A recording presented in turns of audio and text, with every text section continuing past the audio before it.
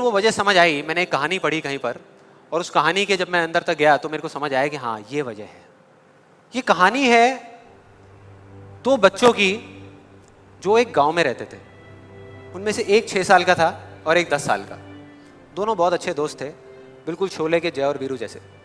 दोनों हमेशा साथ साथ रहते, साथ साथ खेलते, साथ साथ खाते पीते, साथ साथ नहाते धोते, नहीं धोते नहीं, ये थोड़ा ज्यादा हो गया। तो एक दिन वो दोनों गांव से थोड़ा दूर निकल गए और खेलते खेलते उनमें से जो बड़ा बच्चा था 10 साल वाला, वो एक कुएं में गिर गया और जोर जोर से चीखने चिल्लाने लग गया क्योंकि उसको तैरना नहीं आता था। अब जो दूसरा बच्चा था छोटा सा 6 साल का, उसने अपने आसपास में देखा और उसको कोई नजर नहीं आया, उसको कोई नहीं दिखा जिसको कि वो बुला सके हेल्प के लिए। और फिर उसकी नजर पड़ी एक बाल्टी पे जिसपे एक रस्सी बंधी हुई थी। उसने एक सेकंड भी वेस्ट नहीं किया, उस बाल्टी को उठा करके कुएं में फेंक दिया और अपने दोस्त को बोला कि पकड़ ले इसको। उसके दोस्त ने पकड़ा और वो अपनी पूरी ताकत लगा करके पागलों की तरह उसको खींचने लगा। खींचता रहा, अपनी पूरी जान लगा दी उसने। छोटे से बच्चे ने, 6 साल के और 10 साल के बच्चे ने उस बाल्टी को पकड़ा हुआ था। खींचता रहा और तब तक नहीं रुका जब तक उसने अपने दोस्त को बचा नहीं लिया, जब तक वो बाहर नहीं आ गया। अब यहां तक तो ठीक था, यहां तक तो ये कहानी समझ आती है। लेकिन हुआ क्या कि जैसे ही ये दो बच्चे जब दोनों एक हो गए, जब बाहर आए और आकर के गले मिल रहे, रो रहे और खुश हो रहे, एक तरफ से उनको डर भी लग रहा था। डर था कि अब गांव जाएंगे तो बहुत पिटाई होगी जब उनको बताएंगे कि ऐसे हम कुएं में गिर गए और ये सब चीजें हुई। लेकिन मजे की बात, ऐसा कुछ भी नहीं हुआ। वो जब गांव गए और जा करके उन्होंने अपने घर वालों को बताया, बाकी गांव वालों को बताया, तो किसी ने विश्वास नहीं किया, पूरे गांव वालों ने। और वो अपनी जगह बिल्कुल ठीक थे क्योंकि उस बच्चे में इतनी ताकत भी नहीं थी कि वो एक बाल्टी पानी से भरी हुई वो उठा सके। तो इतने बड़े बच्चे को इतनी ऊपर खींचना तो बहुत दूर की बात है। लेकिन एक आदमी था उस गांव में, उसने विश्वास कर लिया। उनको सब रहीम चाचा कहते थे, उस गांव के सबसे समझदार बुजुर्गों में से एक। और सबको लगा कि यार ये कभी झूठ नहीं बोलते, अगर ये कह रहे हैं तो जरूर कोई ना कोई बात होगी, कोई ना कोई वजह होगी जिस वजह से ऐसा कह रहे हैं। और फिर सारे गांव वाले इकट्ठे होकर के उनके पास में गए और जा करके बोले कि देखो जी, हमें तो कुछ समझ आ नहीं रहा, आप ही बता दो कि ऐसा कैसे हो सकता है। तो उनको हंसी आ गई। वो बोले कि यार इसमें मैं क्या बताऊं, वो बच्चा बता तो रहा है उसने कैसे किया। बाल्टी को उठा करके कुएं में फेंका, उसके दोस्त ने बाल्टी को पकड़ा, उसने रस्सी को खींचा और अपने दोस्त को बचा लिया।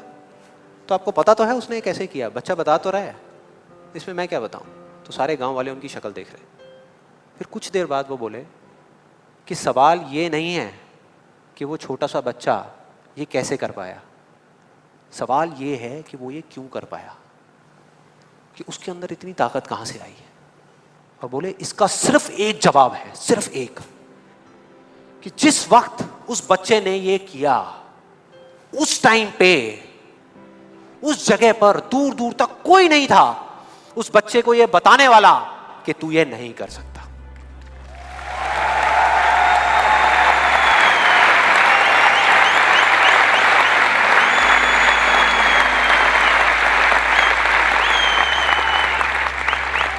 बोले कोई नहीं था, कोई नहीं, यहां तक कि वो खुद भी नहीं, वो खुद भी नहीं।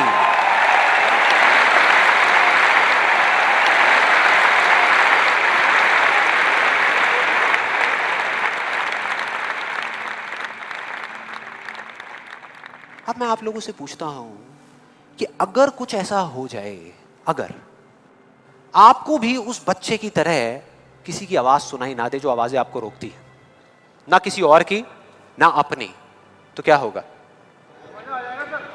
मजा आ जाएगा, राइट। उस बच्चे की तरह आपको भी कोई नहीं रोक पाएगा, you will be unstoppable, right?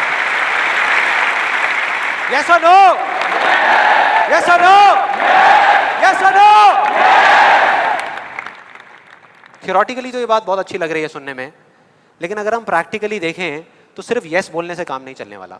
ये आप सबको भी पता है और मुझे भी पता है। ये जो अनस्टॉपेबल बनने वाला काम है, उसके लिए क्या करना पड़ेगा? 2 दीवारें तोड़नी पड़ेगी। 2 दीवारें, पहली बनी है दूसरों की आवाज की, कि आपके ऊपर दूसरों की आवाजों का असर होना बंद हो जाए, और दूसरी आपकी खुद की आवाज। ये ज्यादा बड़ी दीवार है।